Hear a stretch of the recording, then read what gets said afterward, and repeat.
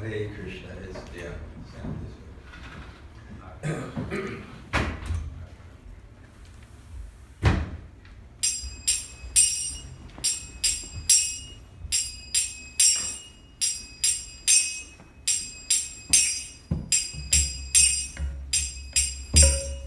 Jaya Radha Madhava Kunja Bihari Jaya Radha Madhava Kunja Bihari Jaya Radha Madhava Kunja Bihari Jaya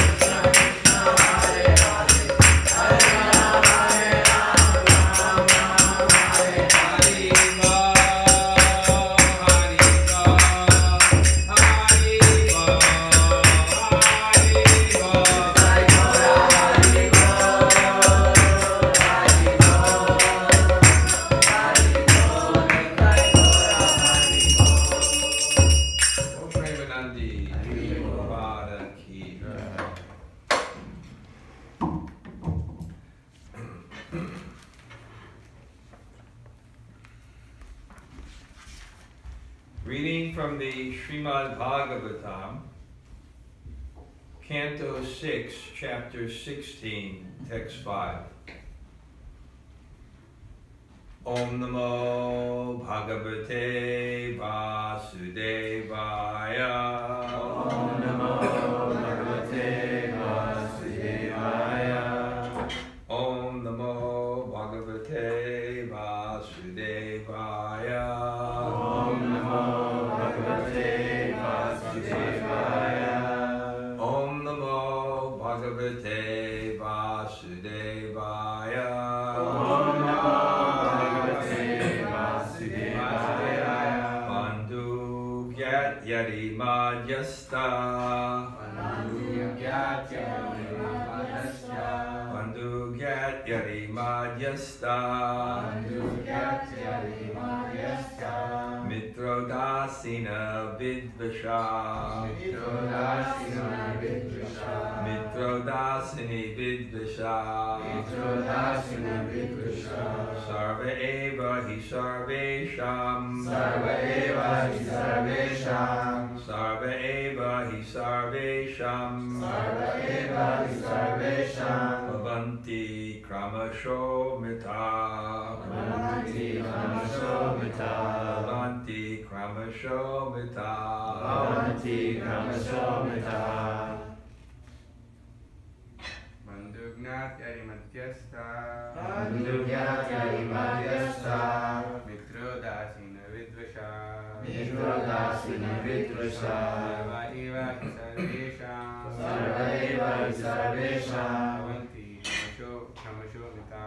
Bhavanti kramasho mita. Bandhu Jati Adi Madhyastha. Bandhu Gyat Yadi Madhyastha. Mitrodasina Vidvasha. Mitrodasina Vidvasha.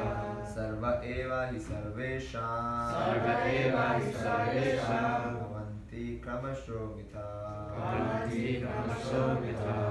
Ladies, Bandhu Gyat Yadi Madhyastha. Bandhu Gyat Yadi Madhyastha. Mitrodasina Vidvasha. Mitrodasina Vidvasha. Sarva eva hi sarvesham. Sarva eva hi sarvesham. Bhavanti kramasho mita. Bhavanti kramasho mita.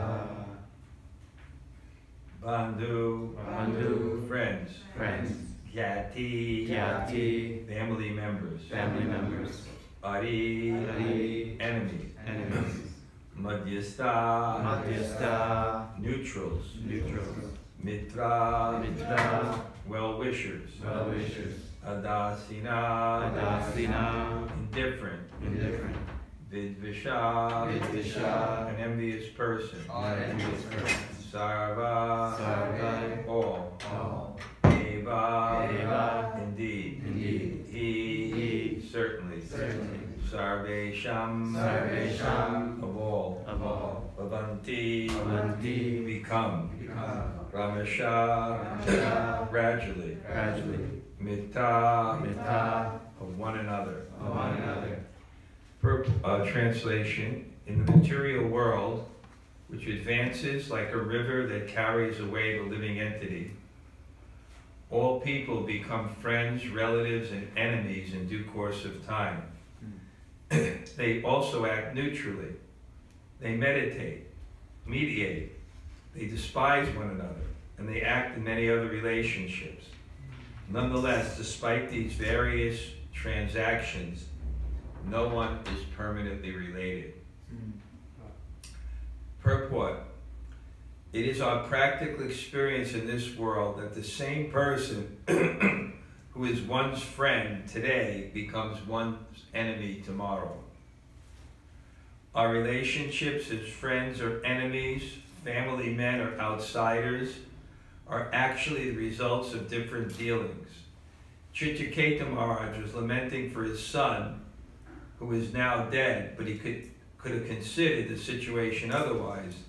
This living entity, he could have thought, was my enemy in my last life. And now, having appeared as my son, he is prematurely leaving just to give me pain and agony. Why should he not consider his dead son his former enemy, instead of lamenting his lamenting, be jubilant because of an enemy's death. As stated in Bhagavad Gita 3:27, Prakriti Kriyamanani, Gunai Karmani Sarvasha. Factually, everything is happening because of our association with the modes of material nature. Therefore, one who is my friend today, in association with the mode of goodness, may be my enemy tomorrow, in association with the mode of passion and ignorance. As the modes of material nature work, in illusion we accept others as friends, enemies, sons, or fathers, in terms of reactions of different dealings under different circumstances. Om Jnana Timarandasya Jnananjana Shalakaya Takshurunritam Yena Tasmai Shri Gurave Namaha Shri Chaitanya Manobisham Dhavitam Yena Bhutale Sayam Rupa Gadamayam Dadati Sapadantikam Vancha Kalpa Tarubhyascha Kripa Sindhu Bhaivacha Patitanam Bhavanebhyo Vaishnavebhyo Namo Namaha Sri Krishna Chaitanya Prabhu Nityananda Sri Advaita Gadadhara Shivasadi Gaura Bhaktavinda Hare Krishna, Krishna Krishna, Hare Hare, Hare Rama, Rama Rama, Hare Hare.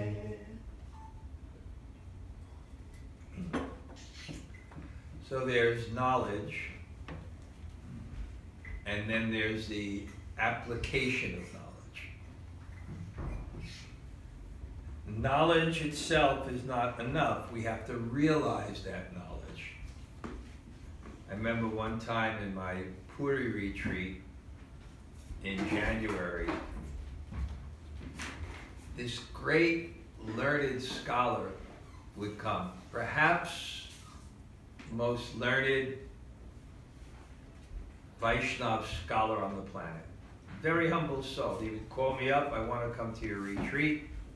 Like 90 years old, he would sit there.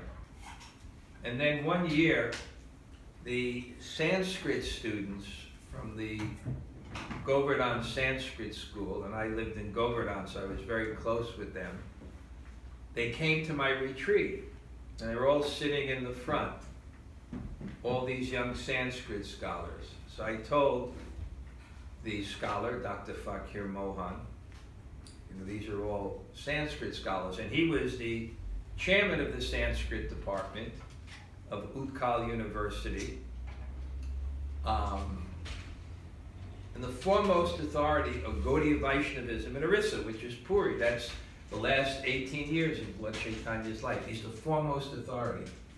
So he looked at them and he said, who is Shastra Gya? Who knows the Shastra? So I'll ask you now, who is Shastra Gya? Arjuna?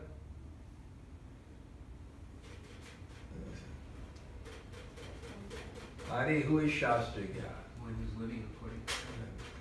And he went like this, so powerfully to these students, he said, one who practices. So, because from the practice of the knowledge, one will get a realization of it. Because there's knowledge, but to understand it deeply, you have to see it in all its various circumstances, in different shapes. The same knowledge is reformed according to the circumstance in which it is applied. That's why when Maharaj Yudhishthira was in so much distress to figure out why he suffered even though he did everything perfectly, and why he suffered more than anyone else, and why people in general who are good suffer. So he went to his grandfather who was on the battlefield. This is one of the most dynamic scenes in the Bhagavatam because he's lying on a bed of arrows. You know what it means, lying on a bed of arrows? It means you shot so many times, the arrows go through your body, you fall back, and you're lying on those arrows. And he's waiting to leave the world.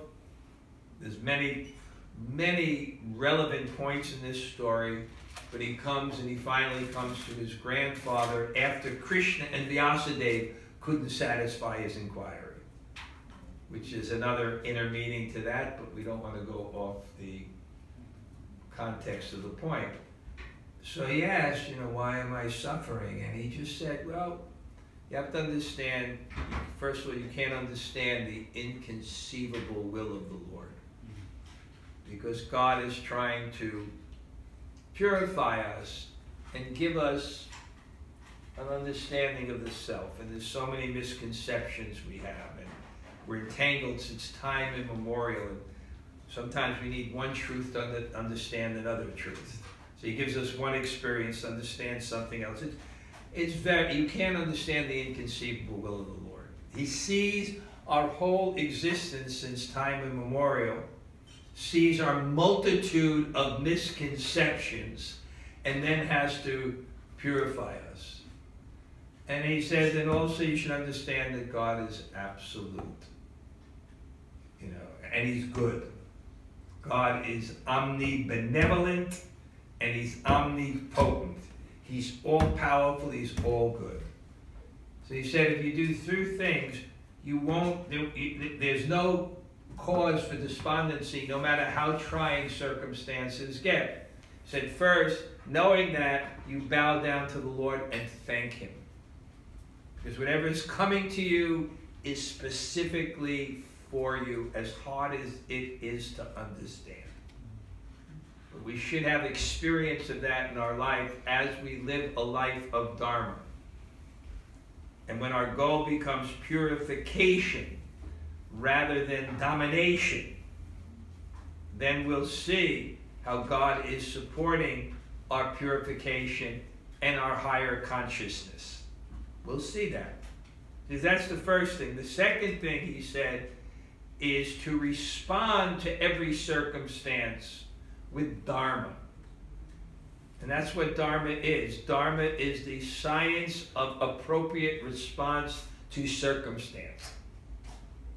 And it's a very intricate science because one man's food is another man's poison. So it's not just one answer. It's an answer according to you. And then the third thing is in the guidance of the Vaishnavas and the Brahmins, who have the realization to understand and apply the appropriate principle to the particular circumstance. So now, I'm giving this little background because there's a point here which I think may be easily understood on one level, but the application of it will take some subtlety. Because what does this mean? Illusions, friends, enemies, sons, fathers, different dealings, different circumstance, illusion. What does that mean? And how do you apply that practically? One time, Hridayananda Maharaj, his mother wrote him a letter. I don't mind you're religious. He lived in Beverly Hills, his parents. I don't mind you're religious, but why don't you come home and be a rabbi? So Hridayananda Maharaj, he showed me the letter he wrote to his mother. He said, our eternal relationship is with Krishna. All other relationships are temporary. Do you value your friends? Brahmacharis, do you value your friends? Your illusory friends? Do you value, you trying to develop relationships with your illusory friends? And mothers, when you advance in Krishna consciousness, do you withdraw love from your children?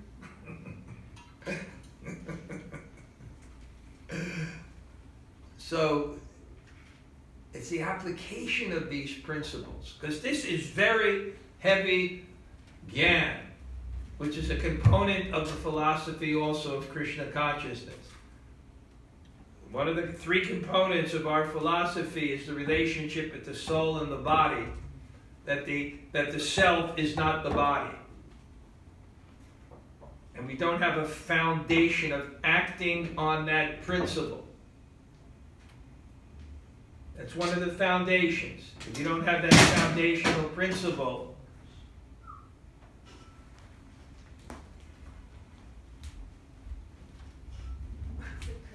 what? It was the curtain.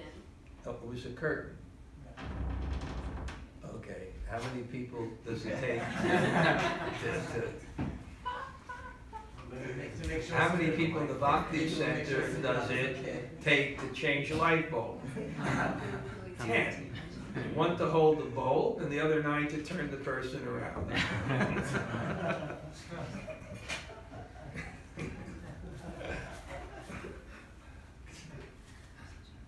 So,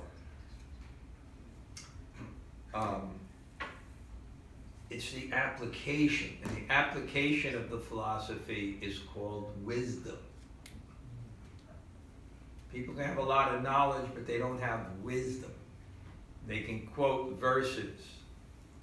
Prabhupada was very much into wisdom. He was into wisdom, and therefore that's what you find practically on every page, wisdom. The practical application of the philosophy according to the circumstances. This is actually the foundational principle of the Bhakti Center, and its success is firmly rooted, branching out. To be firmly rooted in these principles and branching out means the appropriate application of those principles with compassion to bring people to Krishna consciousness. And there's always that tension. Because if you lose the tradition, the reforming of it will lose its meaning and potency. And if you don't reform the tradition, you don't communicate it properly, no one will understand it. And that was Prabhupada's brilliance. His ability to stick so strictly to the principles. You know, one time, you know, someone said something about, you know, the Americans eat this way or something like that. And, I don't know, you know, Prabhupada, you know, kind of, I will make them throw out their forks and spoons or something, you know, like real. But on the other hand, you know, sometimes some people call Prabhupada conservative. He said, well, how is I'm conservative? You know, I let women into the ashram. In India, they don't have women in the ashram with the men. So he had this, it's a tension and a balance, and it takes such realization to get it right. To keep yourself firmly, and that's what realization is. Realization is, you know, in the Bhagavatam, when the question was asked, the last question was asked by Shonaka Rishi. The last question was asked about, now that Krishna has left the planet, where will knowledge and religion be maintained? And they said, it's the Bhagavatam. Sutta answered, it's the Bhagavatam. Yata ditam, yata mati. I have heard it, I've realized it. And the answer from the sages of Naimisharanya was, Sutta, Sutta, Mahabhaga.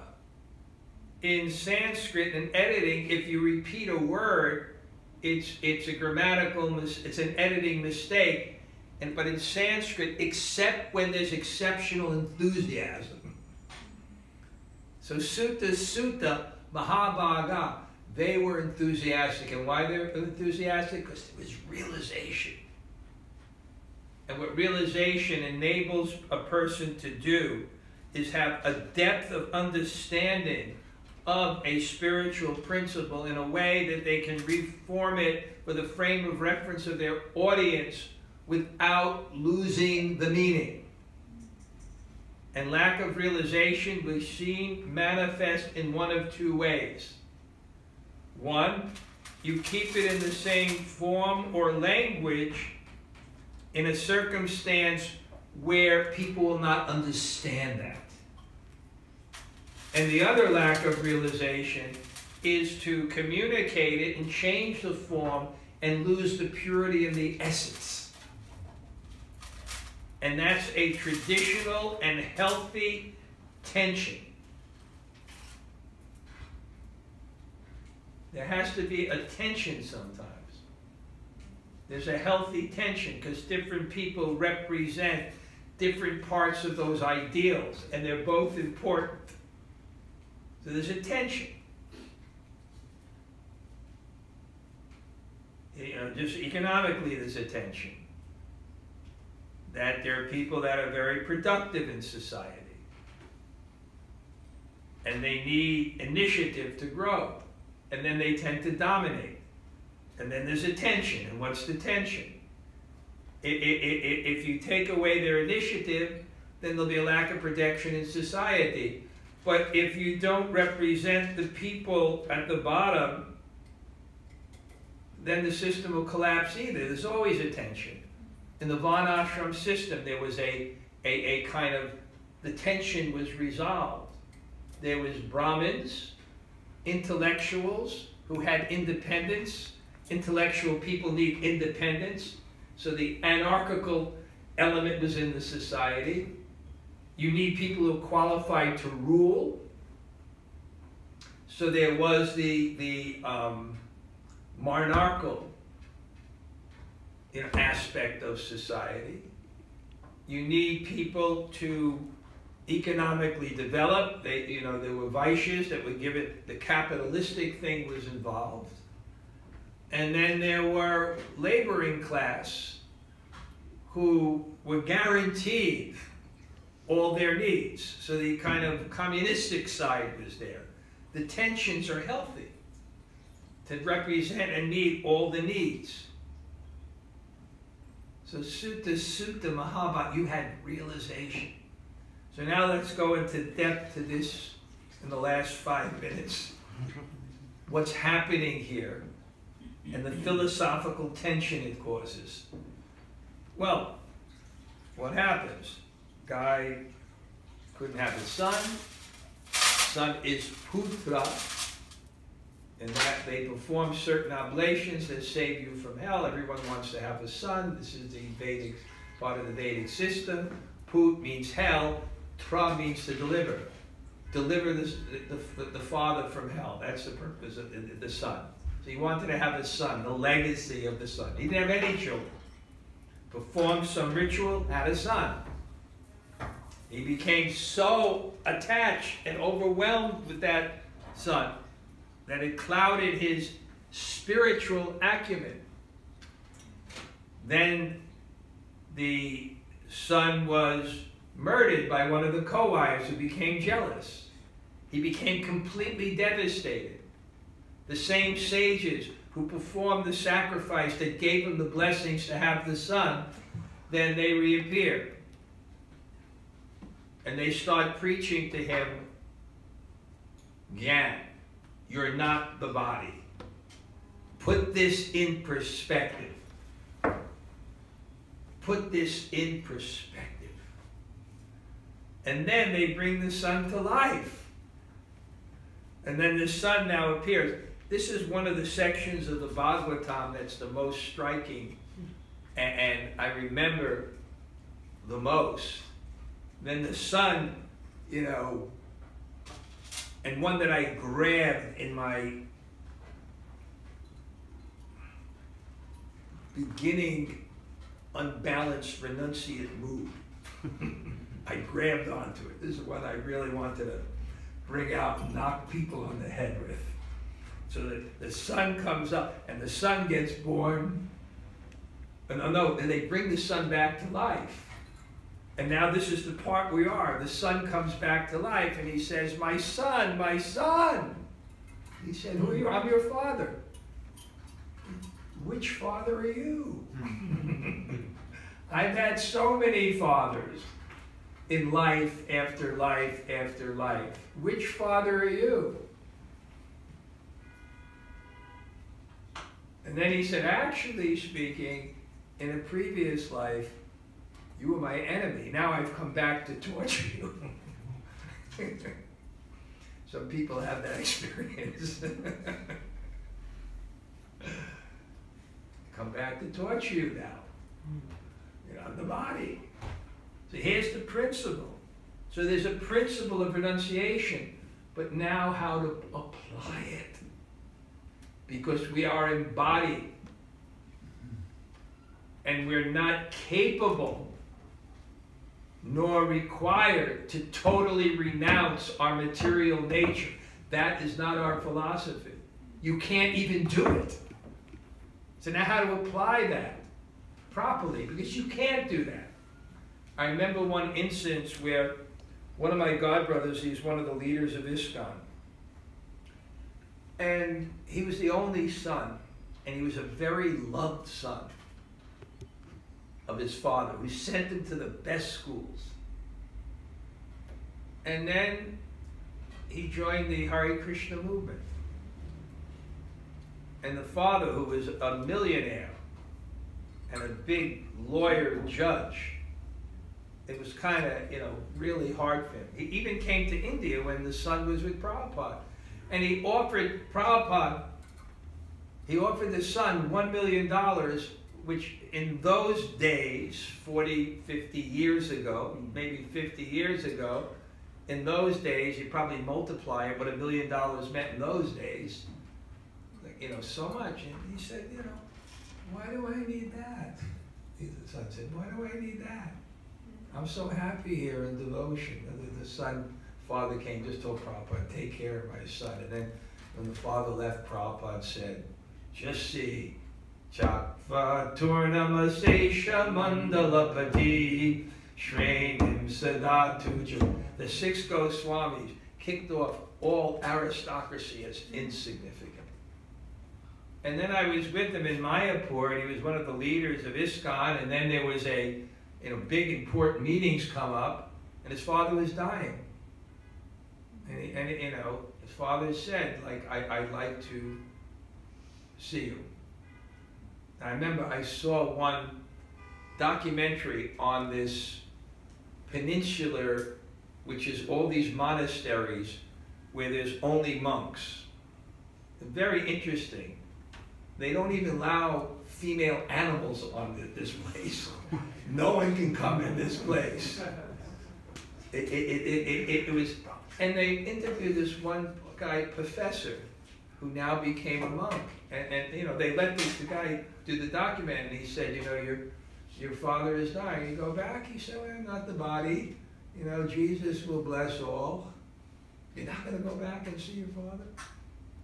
But when this monk, he went, this devotee, I remember, because I was with him, and he was asking, what should I do? There's tension here. I have these duties, And then he went to some very senior Vaishnava, and he said, no. He said, until the stage of bhava,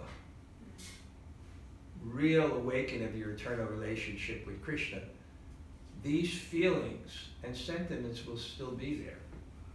And if you don't do it, it's going to actually have a very deep feeling in your heart.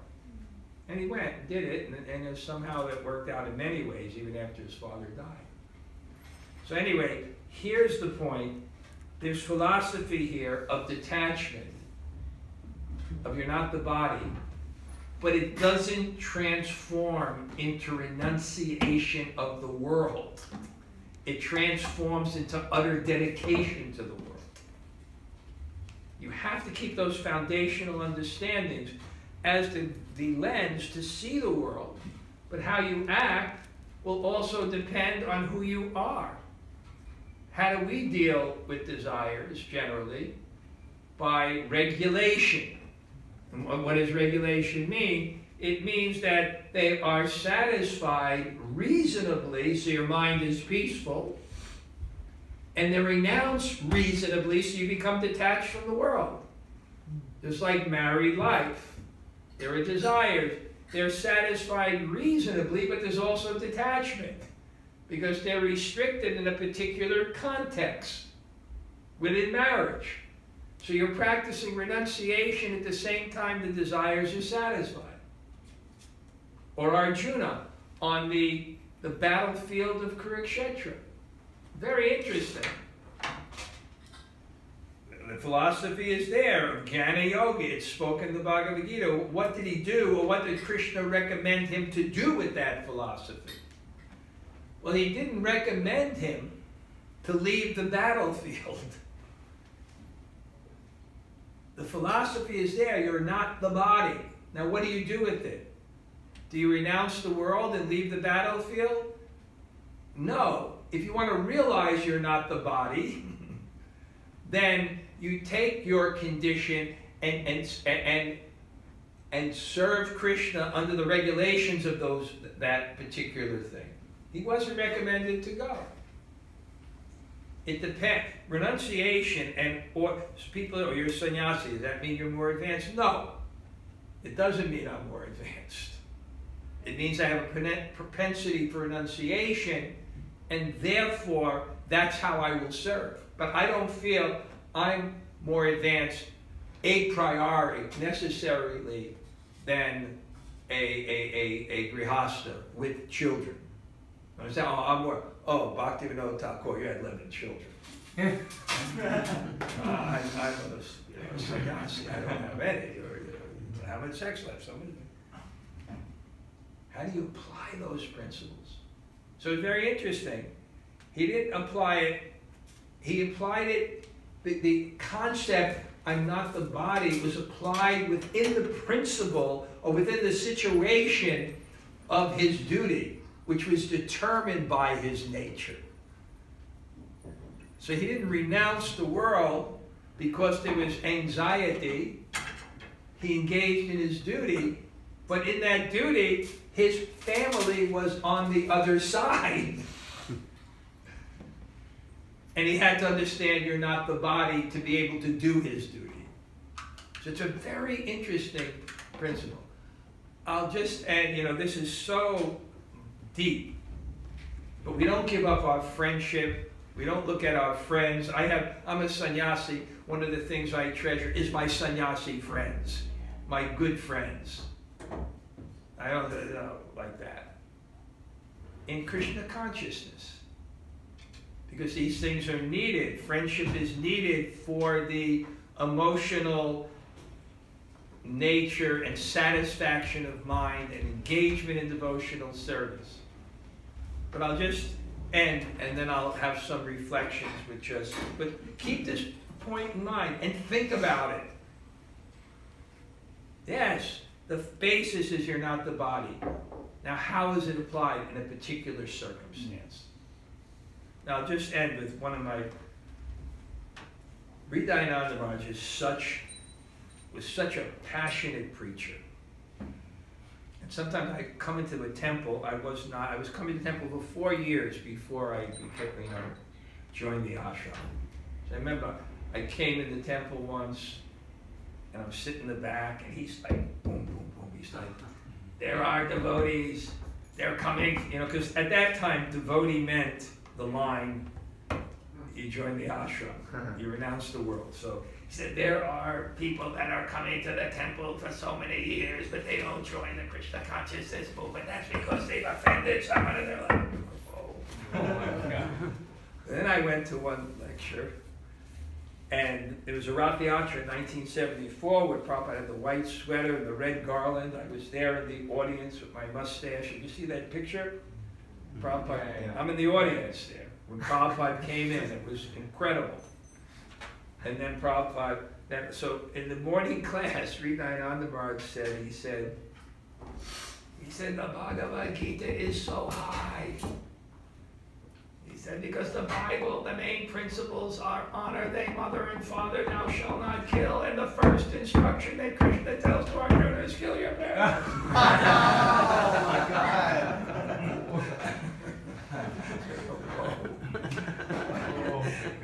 What am I getting into? Okay.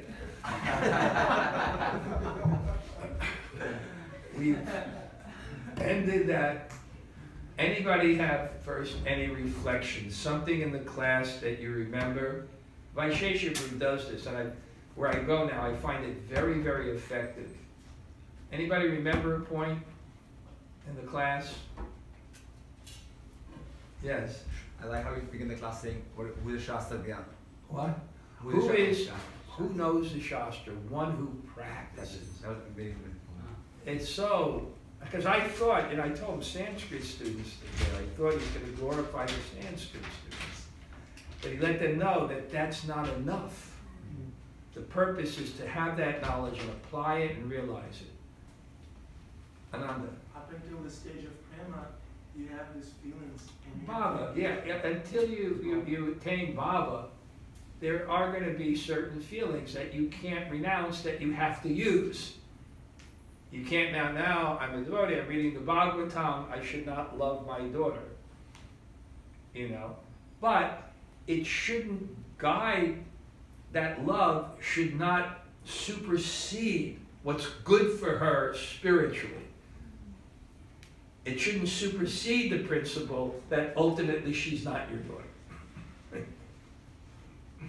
So that in the back there, yes. You said there was like a Stand up, because no one can hear you in the dark. A kind body, unembodied voice. Yeah, speak loudly. You said there was a tension between the traditional and the modern, Yeah. and then also the tension within society between the four different varnas. What's the last thing between? The tension in society between the different varnas. It's yeah. I mean, they solve the tension by giving people intellectual freedom from government, by giving the people who have the tendency to control power, by giving the people who have a tendency to economically develop capitalism, and by people who are laborers and the massive force, they gave them the needs that they need to survive. You know, and in the modern society, the history has been either, you know, capitalistic people take all the wealth, or communistic people destroy the initiative for production in society. So it's this healthy, that's the example of the healthy interaction, guided by the Shastra, guided by people, the Brahmins who have depth of realization. Kadamba? Earlier you said that what happens to us is just for us, whether we like it or not. Yeah. But that's like a thing that I constantly need to be reminded of, so I appreciated that. Right. Adi, we have 1 minute. Can you just say something to end? 1 minute. This is gonna. How wonderful is Krishna. Whoa! When there is that, search for how to apply this balance, Krishna offers guidance to individuals in their circumstance of what to do. In your case, fight. In your case, let them kill you. Jesus was asked, so Krishna is so wonderful that he understands that it might be different, and if we turn to him and say, Krishna, this is resolves this Okay. tension. Where does this apply in my life? And Krishna gives us that. And the way he supplies it is through teachers, communities, friends, collegial, destiny, so many ways. If we're sincere, then the answers will come. And God reciprocates with that by sending us sadhu sangha. So, Srila Prabhupada ki Jai. jai. Lord, this kind of Jai.